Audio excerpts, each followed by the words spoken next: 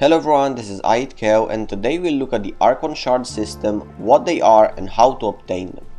Archon Shards were introduced to the game with the update number 32 along with the release of the Veilbreaker quest. This quest revolves around Khal, a very well received character in the Warframe community, and serves as an introduction to the Archon Shards system. The quest explains where these shards come from in the context of the lore and gives you an idea of what you'll need to do to obtain them.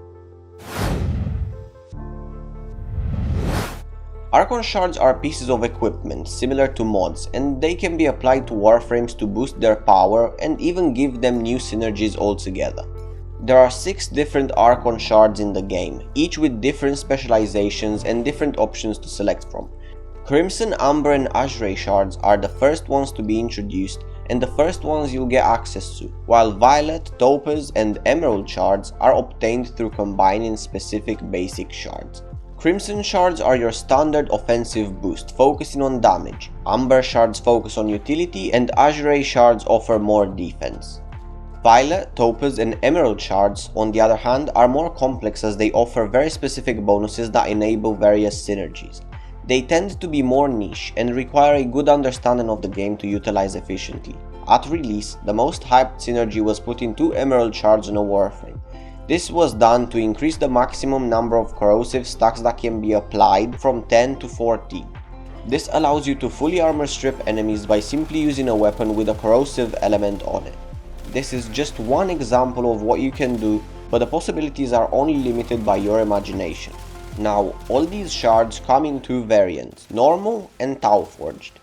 Tau Forged shards are harder to obtain, and the difference between them is the increase in values the Tau Forged shards have. You do have the chance to get these improved shards directly from missions, but you can also combine 3 normal shards to obtain 1 Tau Forged. Also, if you combine 2 basic Tau Forged shards to get Violet, Topaz or Emerald, the result will also be Tau Forged. The first thing you need to do to even know of their existence is complete the Veilbreaker quest. Upon completion, you will be rewarded with a Helmet Archon Shard segment which can be installed on your ship. This enables the interface to see your shards and start using them on the Warframes of your choice. As the name implies, the Archon Shard segment is an extension of the Helmet segment, so to install it, you must have the Helmet segment first. As with most things in Warframe, having a Helmet segment installed isn't a prerequisite to anything that would obstruct your progress through the game, so there is a chance you don't know of it or might not even have it. To get this segment, you need to have Mastery 8 on your account and rank 3 with the Intrati faction, which is the main faction on Deimos, and they can be found within the Necrodisk. Once you match these requirements, you can purchase the segment from Sun in exchange for 15,000 reputation points. Now, assuming you have the Helmet segment, installing the Archon Shard segment is very intuitive, as it works just like any other segment in the game. You go to the helmet and pop it in. This will only give you access to the 3 standard Archon Shards, but if you have any, you can now embed them into the Warframes you desire and increase their stats. For the remaining 3 Archon Shards, you will need yet another segment, the Helmet Coalescence segment, which was implemented with the release of the Whispers in the Wall update. To obtain this, you will need to have completed the Whispers in the Wall quest and have access to Sanctum Anatomica and the Cavia reputation. For the Coalescence segment, you need to reach rank 2 with a Cavia to be able to buy from Bird 3 in exchange for 30,000 reputation. Installing it is the same as with the Archon Shard segment. It can be done from your helmet. This will give you full access to all the Archon Shards, and you can now create any shard you want, embed them into your Warframes and remove them as you please. It's important to mention that Archon Shards aren't reusable like mods, for example. Once you embed one, the shard will only be usable by that specific Warframe, and you will need another one if you want to empower another Warframe. This isn't a final decision, as shards can be removed at the cost of 30% bile, but you can't have the same shard on multiple Warframes simultaneously. On the other hand, fusing 2 shards to create an Emerald Shard, for example, cannot be reversed, so keep that in mind. Apart from what I mentioned before, completing the Veilbreaker quest will also enable the Archon hunts from navigation. This was the only method of obtaining Archon Shards until recently, and it's limited to 1 per week. It's a good way to get your hands on some shards earlier on, and probably the fastest way to do so.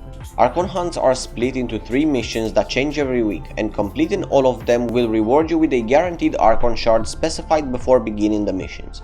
Each week you can get a basic shard this way, and each basic shard is part of a 3-week rotation. The other ways to obtain shards are within Sanctum Anatomica. The easiest one here is to go to Bird 3 and purchase it from Shiny Treasures for 30,000 Cavia standing. This is also limited to 1 per week, but obtaining 30,000 standing isn't very difficult, since you can do it on the standard mode and you don't have to push Steel Path if you don't want to. The other 2 methods are a bit more challenging, and as of right now, they are some of the most difficult endgame activities. These are Nature Cells and Deep Archimedia. Nature Cell missions can be started at Tag Fair in Sanctum Anatomica, and every week you get 5 search poses, which are basically tickets to enter Nature Cells.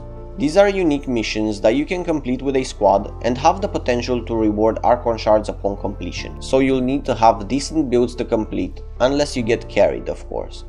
Deep Archimedia is another unique mission, and this one can be started from Necroloid. This is much harder than the Nature Cells, and it uses 2 search poses to access. It can be only done once per week for the rewards, so in the best case scenario you would be able to complete 1 Deep Archimedia and 3 Nature Cells per week. This activity is also split into 3 missions, just like the Archon hunts, and you need to complete all of them to receive all the rewards. The difference here is that you have a very limited pool of Warframes and weapons to choose from every week to complete it. You also have personal modifiers, which are debuffs that will affect you throughout all of the missions, and each mission has extra debuffs itself. The enemies here are level 250 to 270 on normal and 375 to 400 on elite. Doing this mission on elite will have additional debuffs, but if you want to get all the possible rewards and potential shards, you want to do it on the hardest difficulty possible and meet pretty much all the requirements. This is more or less the gist of it. There is more to find out about these Archon shards, and you can explore with the synergies and everything, but this should give you an idea of how they work and how to get them.